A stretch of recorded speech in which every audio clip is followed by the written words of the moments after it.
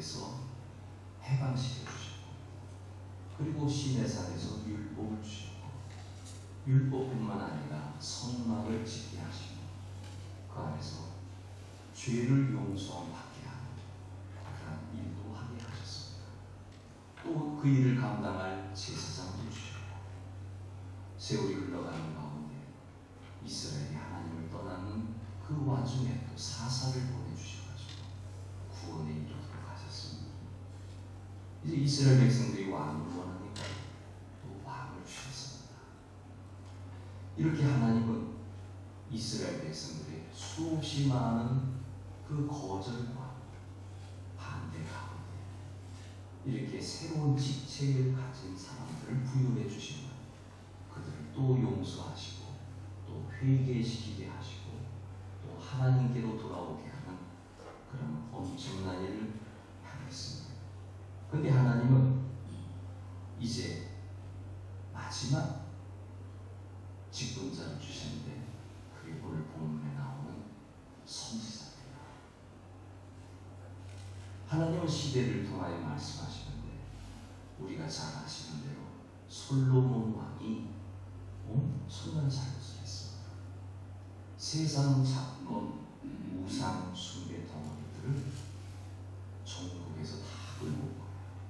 남의 나라에서 다 끌고 온 거예요. 그러니 이스라엘 백성들의 영적인 상태가 그냥 병들어 보이는 겁니다. 그것뿐만이 아니라 하나님께서 이스라엘을 곰곰이 생각해보니 이게 안 되겠던 거예요.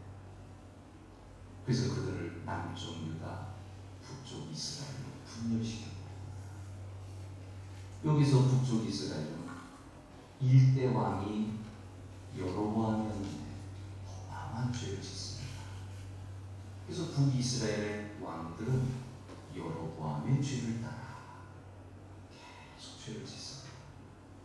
그나마 남쪽 유다의 왕들 가운데 우리가 잘 아는 요시야, 히스기야 이런 왕들은 하나님 앞에 서려고 노력을 하는 모습이 남유다 왕국에는 있습니다만 북쪽은 완전히 죄악 가운데 살아가게 됩니다. 이 분열 왕국 시대에 이제는 왕의 역할이 중요한 것이 아니라 선지자들의 역할이 중요하게 됩니다. 선지자가 등장합니다. 그건 이스라엘이 위급한 상황이라는 것. 이대로 내버려두면 하나님 말씀이 시간 안에 하나님 말씀을 전할 사람, 이런 상황에서 하나님이 이루고자 하는 구원의 역사가 이제 맥이 끊기게 되는 위험이 이르렀기 때문에 이건 아주 위급한 상황이었습니다. 그 이전에도 선지자를 보내주셨습니다만 이제는 전문적인 선지자를 보내주십니다. 그럼 여러분은 머릿속에 기억을 하셔야 됩니다. 왜 선지자를 보내주십니까? 하나님의 말씀이 끊어졌기 때문에 하나님 말씀을 전하는 사람이 없어졌기 때문에 우리가 왕이 세워질 때 왕은 하나님을 대신해서 통치하는 사람이었습니다. 그 왕이 정신을 바짝 차리고 하나님의 이야기를 해야 되는데 조금 전에 말씀드린 대로 북쪽 이스라엘 왕들은 하나님의 이야기를 하지 않았습니다. 우상을 섬겼습니다. 남쪽 유다도 예배를 안 했습니다. 그러니 하나님이 긴박한 상황 속에서 결국은 선지자를 보내는데 선지자의 의미는 하나님의 말씀을 전달하는 의미예요. 선지자는 내 얘기를 하는 게 아닙니다. 연구해서 얘기하는 사람이에요. 대학교에 가서 공부해가지고 하나님 말씀 전하는 사람이 아닙니다. 하나님이 그의 입에 주어지는 대로 너는 이렇게 말해라. 그러면 그 말씀을 그대로 전하는 거예요. 거기에는 축복의 말씀도 있고 저주의 말씀도 있습니다. 이건 선지자가 축복하는 게 아닙니다. 선지자가 저주하는 게 아닙니다. 하나님께서 그렇게 축복하시고 그렇게 저주하시는 겁니다. 그러니까 앵무새라고 생각하시면 돼요. 말을 입에 넣어주면 그 말씀을 선지자는 전달하는 겁니다. 이게 선지자의 역할입니다. 우리는 열왕기를 왕들의 역사로 그렇게 읽지만 하나님의 시선으로 열왕기 상하를 읽어보면, 역대기 상하를 읽어보면 그건 선지자들의 이야기입니다. 그게 수없이 많은 선지자들이 등장합니다. 왕이 하나님 말씀을 대신해서 증거하지 않으니까 하나님은 선지자를 등장시킵니다. 여기서 우리는 하나님의 은혜를 알아야 됩니다. 선지자의 등장은 하나님이 그래도 말씀하신다, 하나님이 침묵하시면 이거는 다 끝장나는 거예요. 근데 하나님이 또 우리가 오늘 본문에 엘리야를 보내시고 그 다음에 엘리사를 보내시고 또 기원전 8세기 아모스, 호세야, 이사야, 미가 계속 보내시고 예레미야도 보내시고 포로로 끌려가기 직전에 또 보내시고 포로로 끌려갔을 때도 보내주시고 하나님이 계속 선지자를 통해서 말씀해 주시는 것이 이제 오늘부터 우리가 공부하게 되는 열왕기 상일 이하부터 이제는 선지자의 역할을 하나님께서 계속 말씀해 주신다는 사실. 오늘 본문에 엘리야 선지자가 나오는데 엘리야는 대단한 사람입니다. 모두가 바알에게 무릎을 꿇을 때 엘리야 혼자 무릎을 꿇지 않았습니다. 대단하지 않습니다. 이런 사람을 하나님은 준비하셨습니다. 예외가 있는 겁니다. 마틴 루터가 호름스 국회에 가가지고 너의 신앙을 반환시켜라, 너의 신앙 고백을 철회해라 했을 때 그의 유명한 말이 있습니다. 하나님, 내가 여기 있습니다. 누구를 얘기합니까? 하나님에게. 그가 종교개혁을 일으키는 그 과정에 그 생명의 위협도 느끼고 그리고 많은 어려움을 경험하게 됩니다. 그리고 국회로 불려가가지고 그의 신앙을 포기하라는 얘기를 했습니다. 하나님, 내가 여기 있습니다. 그의 고백이 위대한 고백이 된 겁니다. 여기 엘리야가 그런 사람입니다. 백성들이 다 바알 신앙으로 물들었습니다. 아세라 신앙으로 물들었습니다. 그런데 엘리야만큼만 무릎을 꿇지 않았습니다. 하나님은 이 사람을 사용하셨습니다. 이스라엘 백성들 바알에게 무릎을 꿇지 않은 이 엘리야를 통해서 놀라운 경험을 하게 됩니다. 이스라엘 백성들은 바알이 비를 내린다고 믿었습니다. 농사를 풍요롭게 해준다고 믿었습니다. 그래서 하나님보다는 이방신을 섬기는 게 더 좋았습니다. 이러한 일을 경험하는 가운데 엘리야가 모험을 감행합니다. 하나님께 기도합니다. 그리고 이야기합니다. 하나님, 불을 내려 주시옵소서. 우리가 다 아는 말씀입니다. 결과가 어떻게 됐습니까? 불이 내려와서 바알 선지자, 아세라 선지자 다 태워버립니다. 제단도 태워버립니다. 자, 이 정도 되면 하나님의 역사가 나타난 겁니다. 그런 문제가 다 해결된 것 같죠. 그렇지 않다. 이스라엘 백성들은 하늘에서 불이 내려서 제단을 사르는 모습을 보고 그 이방 선지자들을 죽이는 모습을 보고 그들은 이렇게 고백했습니다. 하나님,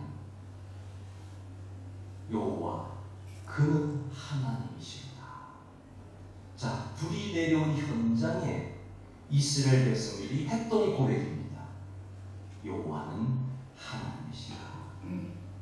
자, 이제 문제가 해결된 거 아닐까요? 이 정도의 역사가 나타나고 백성들의 입에서도 여호와가 하나님이라고 그렇게 고백했다. 그리고 아합도 봤을 것이고 아합의 아내 이세벨도 봤을 것이고, 자, 이 정도 되면 하나님의 역사라고 고백한 다 하나님께로 돌아오리라고 생각을 하게 될 것입니다. 그런데 놀랍게도 이런 역사가 일어났음에도 불구하고 이스라엘은 변하지 않습니다. 이게 깜짝 놀랍니다. 여기에 엘리야가 큰 충격을 받게 됩니다.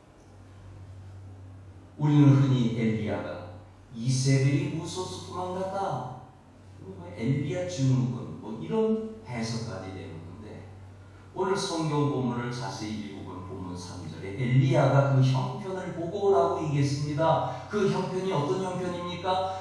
백성들이 하나님께로 돌아올 줄 알았더니 하나님께로 안 돌아오고, 아합왕이 회개할 줄 알았더니 회개하지 않는, 오히려 이세벨은 자기를 죽이겠다고 협박하는, 자, 상황이 어떻게 되었습니까? 아무도 바뀌지 않았습니다. 그동안 나만 여호와를 섬겼습니다. 나만 바알을 섬기지 않았습니다. 무릎을 꿇지 않았습니다. 그리고 극적으로 하나님께 기도하는 가운데 하늘에 불이 내려오므로 말미암아 하나님은 살아계신 하나님을 증거했습니다. 그럼에도 불구하고 이스라엘 백성들은 하나님께로 오지 않습니다. 아합과 이세벨은 회개하지 않습니다. 이 상황이, 이 형편을 보니 엘리야는 절망에 이르게 됩니다. 여러분, 무슨 일을 해도 여기서 으쌰 해야 이게 일이 되는 겁니다. 아빠 힘내세요, 우리가 있잖아요 해야 아빠가 힘이 나는 거예요. 그런데 한 명도 내팽 여기에 엘리야가 힘들어. 더군다나 이세벨은 엘리야를 죽이겠다고 나서는 겁니다. 하나님의 능력을 보고도 움직이지 않는 이스라엘의 친구, 여기에 엘리야가 절망. 우리는 이 사실을 기억하셔야 됩니다. 근데 여기서 엘리야가 놓친 게 있습니다. 오늘날 현대 목사 가운데 유진 피터슨이라는 분이 엘리야의 이 모습을 보고 이렇게 해석했습니다.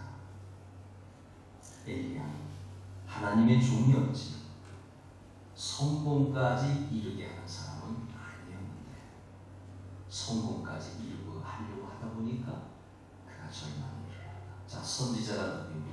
하나님 말씀을 받고 그 말씀을 앵무새처럼 그대로 전한, 이게 그의 사명입니다.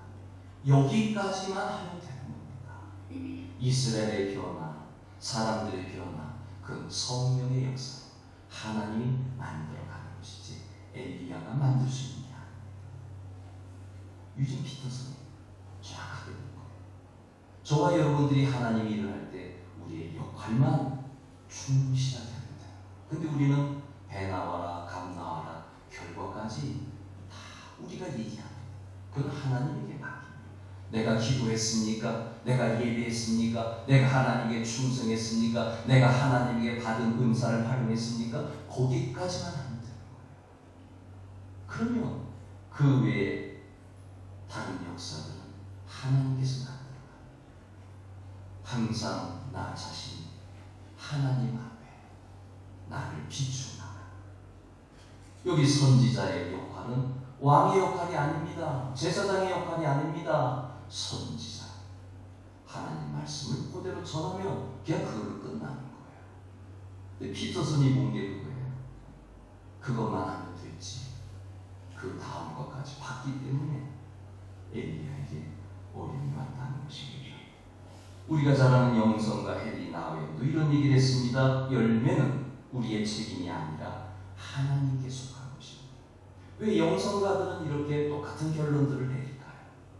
그것은 바로 인간의 역할이 있고 하나님의 역할이 있다는 것을 그들은 알았기 때문입니다. 근데 우리는 계획을 세우고 이렇게 해야 된다, 저렇게 해야 된다, 늘 하나님을 가르치려고 합니다. 내가 하나님은 아니잖아요.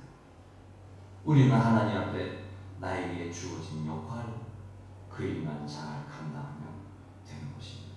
자, 엘리야는 로뎀 나무 앞에서 이렇게 말합니다. 여호와여, 넉넉하오니 지금 내 생명을 거두어 주옵소서. 이 말을 우리는 잘 이해해야 됩니다. 생명에 대한 얘기가 아닙니다. 희망이 없다라는 얘기입니다. 이제 희망이 없어요, 하나님. 나는 그래도 지금까지 하나님 입장에서 기도했습니다. 하나님 붙잡고 신앙을 지켰습니다. 바알에게 무릎 꿇지 않았습니다. 왕이 뭐라고 한들 난 하나님만 믿었습니다. 그런데 지금이야말로 하나님의 역사가 하늘에서 내려왔는데 아무도 변화되지 않습니다. 이제는 끝났습니다. 이제는 희망이 없습니다. 보여줬는데, 하나님의 살아계심을 보여줬는데 어느 누구도 변화가 되지 않는 거예요. 여기에 엘리야가 희망이 꺾여버린 거예요. 사람들이 왜 자살합니까? 희망이 꺾였을 때 자살합니다. 더 이상 방법이 없다. 그럴 때 그런 일이 일어나는 거예요. 엘리야가 지금 그 심정이에요. 하나님 희망이 없습니다. 자, 여기 하나님은 어떻게 하십니까? 그러기에 그에게 희망을 보여주십니다. 엘리야야, 아직 바알에게 무릎을 꿇지 않고 하나님을 섬기는 7,000명이 있다. 희망을 가르쳐 주십니다. 여러분, 우리가 신앙생활하는 가운데 우리 눈에는 절망이지만 하나님 눈에는 절망이 아니라는 거예요. 하나님은 새로운 길을 열어주시는 거예요. 하나님은 새로운 방법을 열어주시는 거예요. 내가 절망이지 하나님은 절망이 아니라는 얘기예요. 우리 이거를 깊이 생각해야 돼요. 오늘 이 시간에 절망 속에 온 사람이 있습니까? 하나님을 보시기 바랍니다. 하나님은 희망을 얘기합니다. 새로운 길을 열어주십니다.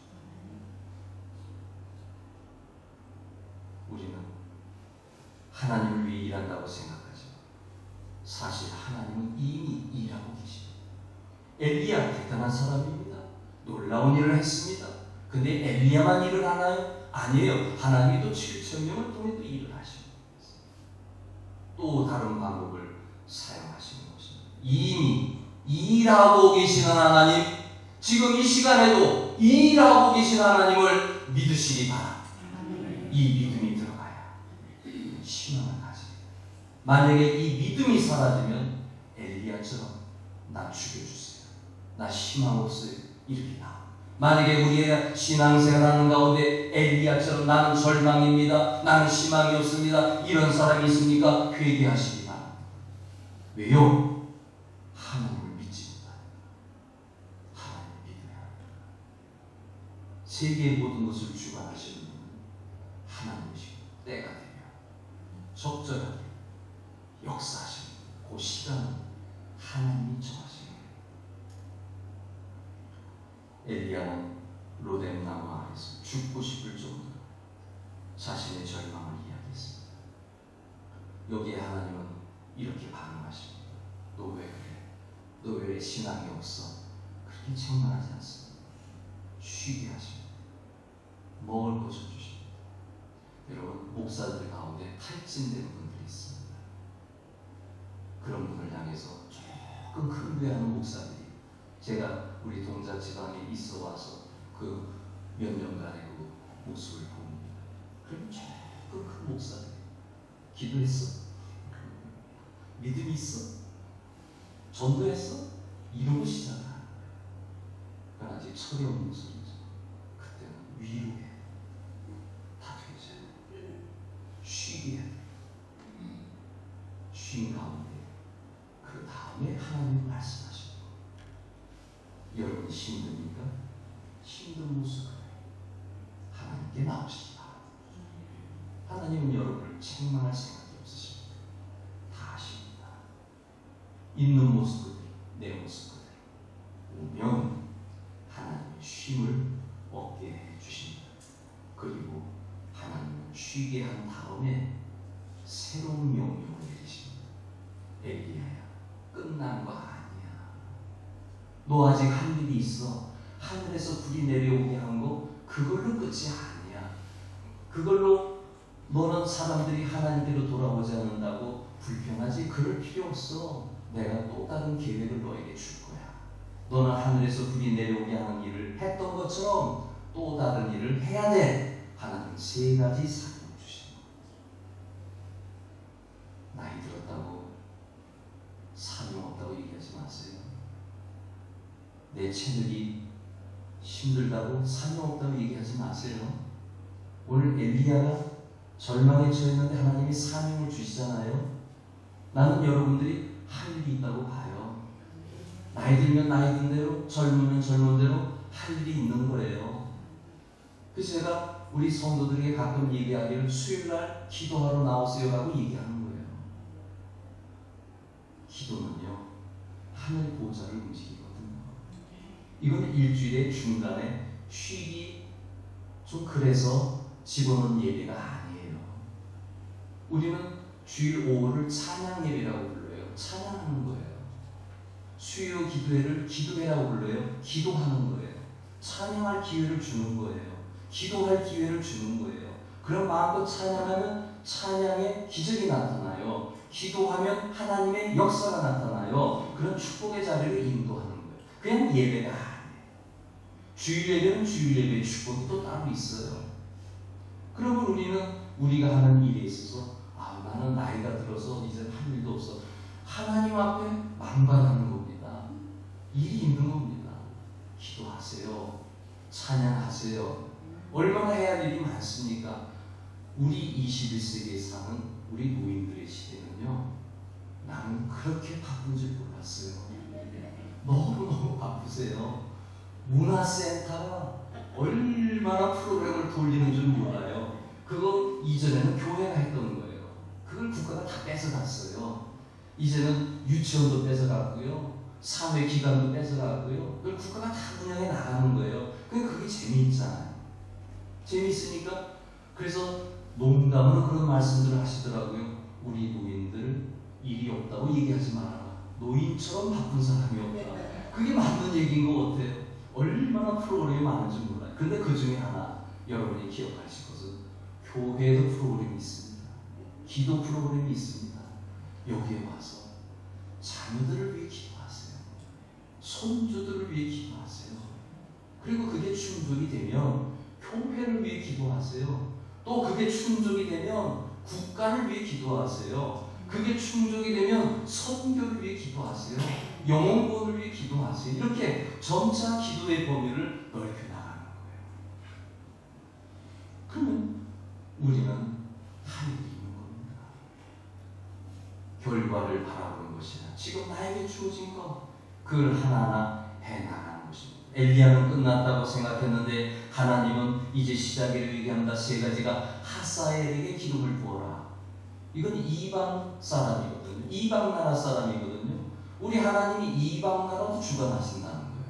너는 하사엘에게 왕으로 세워가지고 그가 일을 하게 하라. 그리고 또 자기 나라에 예후에게 기름을 부어라. 이거는 이스라엘의 사람이거든요. 그럼 그 사람이 또 일을 하도록 할 테니까 또 그에게 가서 기름 부어. 이 기름 부은 거 사무엘이 기억나잖아요. 사무엘이 사울에게 기름을 부어 왕을 세웁니다. 사무엘이 다윗에게 기름을 부어 왕을 세웁니다. 그러니까 하나님은 여기 엘리야에게 이제 선지자의 역할뿐만 아니라 또한 제사장의 역할까지 하게 하시는데 바로 기름을 부어서 이방 나라도 움직이게 하고 이스라엘도 움직이게 하고 그렇게 해라. 그리고 너는 아직 끝난 게 아니야. 너의 사람 가운데 엘리사가 있잖아. 엘리사를 기름 부어.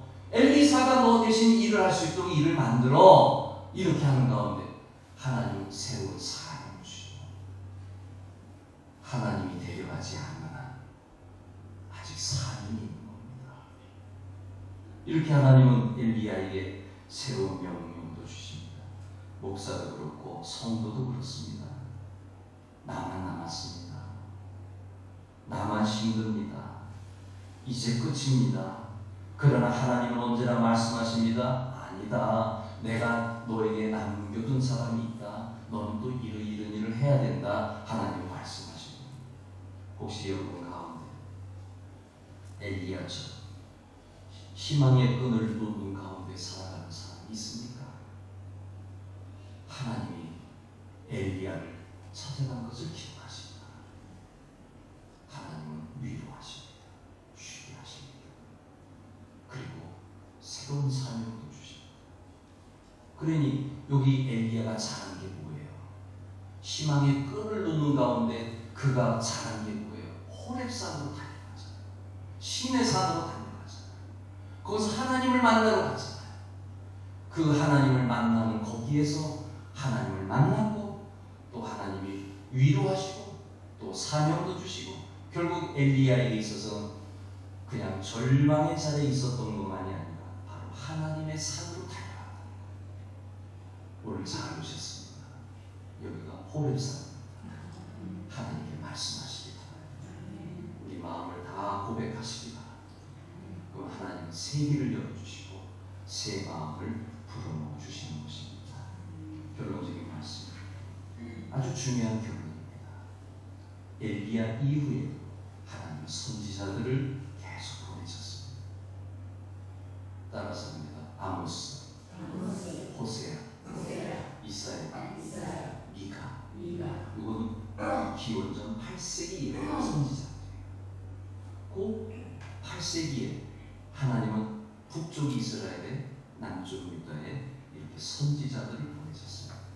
그럼 이스라엘이 망하는 그 즈음에 따라합니다. 예레미야 선지자를 또 보내주십니다. 회개하라고. 근데 회개하지 않는 하나님이 예레미야에게 주어진 메시지가 뭘까요? 너희들 포로로 끌려가. 너희들 망할 거야. 그래가지고 예레미야가 눈물의 예언자가 돼요. 하나님에 대한 믿음을 가지지 못하도록 하나님. 우리 하나님이 이렇게 계신데 왜 우리가 망해? 너 믿음이 없는 사람이야. 근데 선지자가 뭐라 그랬어요? 하나님 말씀을 대변하는 사람이었죠. 이미 하나님은 그렇게 결정했기에 너희들 포로로 끌려가. 너희들 망할 수밖에 없어. 그렇게 전하는 거예요. 거기서 온 대가는 굴에 떨어뜨리기도 하고 감옥에 끌려가기도 하고 사람들이 때리기도 하고. 예레미야 선지자가 당한 수모예요. 그래도 그는 울면서 비록 울었지만 많이 울었어요. 하나님, 나는 하나님 말씀을 전하라고 해서 전했는데 내게로 돌아오는 것은 이렇게 어려움만 있습니다. 사람들이 나를 미워합니다. 사람들이 나를 저주합니다. 하나님 어떻게 되는 겁니까? 여러분, 하나님의 일을 한다고 다 칭찬만 듣는다고 생각하지 마세요. 하나님의 일을 하다 보면 이런 일도 생기고 저런 일도 생기고, 중요한 것, 하나님 중심에 있느냐 하는 얘기예요. 하나님의 뜻에 맞다면 힘들고 어려워도 이겨나가야 돼요. 예레미야가 대표적인 사람. 그 다음에 이제 포로 시대 에스겔, 느헤미야 이런 선지자들도 나오잖아요. 그들을 통해 말씀은 중요한 것은 이렇게 수없이 많은 선지자를 보내는데 하나님이 마지막 선지자를 보내주셨어요. 누굴까요? 예수 그리스도십니다. 히브리서 기자는 이렇게 말씀합니다. 옛적에는 선지자들을 통하여 여러 부분과 여러 모양으로 말씀하신 하나님이 이 모든 날 마지막에는 아들을 통하여 우리에게 말씀하셨으니, 할렐루야, 예수 그리스도가 마지막 선지자이신 거예요. 그래서 사도 요한이 뭐라고 말씀합니까? 사도 요한은 말씀 자체가 오셨다. 말씀이 육신이 되어 우리 가운데 오셨다. 선지자는 말씀을 전하는 걸 했잖아요. 예수 그리스도가 말씀이 돼서 우리가 십자가에서 다 보여주신 거예요. 그 십자가를 믿고 의지하는 자에게 하나님이 구원하신다는 약속의 말씀, 구원의 말씀을 주신 거예요. 그럼 여기서 우리는 예수 그리스도의 집약된 것을 봅니다. 예수 그리스도는 왕이십니다. 예수 그리스도는 선지자십니다. 예수 그리스도는 대제사장이십니다. 이스라엘 백성들이 애굽에서 나온 이후에 나라가 망한 그 시기까지 하나님이 보여주신다. 선지자의 모습, 제사장의 모습, 왕의 모습 다 보여주신다. 예수님 한 분이 이 모든 걸 담고 마지막 시대에 이렇게 보여주시는 거예요. 그래서 이 기회는 오늘 우리들도 이 세상에 살아가고 있습니다. 이 세상 사람들이 기억할 것. 여기 이스라엘 백성들이 그래도 제사장 시대에는 그래도 희망이 있었어요. 선지자 시대에는 그래도 희망이 있었어요. 근데 여기 마지막에 예수 그리스도가 오신 다음의 시대에는 이제는 딱 한 번만 신앙입니다. 예수 그리스도 중심으로 해서 믿느냐 믿지 않느냐, 마지막 기회를 하나님이 인류에게 주신 겁니다. 지금 마음대로 하나님 없이 살아가죠. 하나님 의지하지 않고 살아가죠. 내 하나님이 왕이요 제사장이요 선제된 예수 그리스도를 이 땅에 보여주시는 거냐. 그분에게 희망이 있음을 보여줘. 우리의 희망은 예수 그리스도십니다. 예수 그리스도를 통하여 새로운 역사가 일어나는 거예요. 그러니 사랑하는 성도 여러분, 여러분의 마음에 예수 그리스도, 지난 수요일에도 말씀을 전했는데 우리의 예수님은 이 땅에 오셔서 우리를 구원하십니다. 자, 우리가 항상 기도하고 예수 그리스도가 우리에게 구원을 주신 그 구원, 이 기쁨은 저도 경험했고 여러분도 이 기쁨은 지금도 흘러옵니다. 예수 그리스도가 나를 하나님의 자녀 구원해 주시고 천국 백성 해 주시고 천국에 들어가게 하시고, 이거는 세상의 모든 것을 얻은 거예요. 구원받은 건 세상의 모든 것을 얻은 거예요. 그래서 전도자들은 얘기하는 거예요. 나는 예수 그리스도를 믿은 다음에 덤의 인생을 살고 있다. 덤으로 살아가고 있는 거예요. 감사함으로 살아가고. 이게 항상 기뻐하는 이유가 되고, 범사에 감사하고 지금도 살아계신 예수 그리스도가 우리가 기도하는 가운데 너희가 무엇이든지 내 이름으로 구하면 내가 너희에게 주리라고 약속의 말씀을 주셨기 때문에 우리는 지금 현재 기도하면서 살아가기 때문에 항상 기도하면서 살아가는 거예요. 주님의 은혜가 임하니까 범사에 감사하고 미래적인 얘기잖아요. 하나님이 계시는 믿기에 잘 될 줄로 믿고 승리할 줄로 믿고 축복받을 줄로 믿고 지금의 어려움과 문제가 해결될 줄로 믿고 그리고 살아가는 거예요. 이렇게 우리 신앙생활 예수 그리스도에게 집중되어 있는 겁니다. 예수 그리스도를 중심으로 해서 우리는 구원받고 오늘 기도하고 그리고 미래에 우리의 모든 것이 예수 그리스도에 잘 될 줄로 믿고 그렇게 살아가요. 예수 그리스도가 생명이에요. 예수 그리스도가 신앙이에요. 예수 그리스도가 능력이에요. 예수 그리스도 안에서 살아가는 우리 귀한 성 마지막 말씀으로 오셨습니다. 마지막 말씀. 이 말씀이 지나가면 세상은 끝나는 겁니다. 그 전에 우리 가족들 가운데 아직 예수 믿지 않는 사람 기도 많이 하시기 바랍니다. 저희 집사람이 가족 구원하려고 얼마나 기도 많이 했는지 처녀 때부터 기도했습니다. 거기 눈물이 있습니다. 마찬가지 여러분 가정에 아직 예수 믿지 않는 식구가 있다. 눈물을 흘려야 됩니다. 하루 이틀 할 일이 아닙니다. 가슴을 찢으면서 회개하면서 금식하면서 기도해야 됩니다. 그리고 될 뿐 말 뿐이에요. 우리는 예수 그리스도가 오늘날 우리에게 오신 이 사실을 기억하면서 우리는 할렐루야 찬양하며 살아가는 저와 여러분이 되시길 바랍니다. 기도하겠습니다.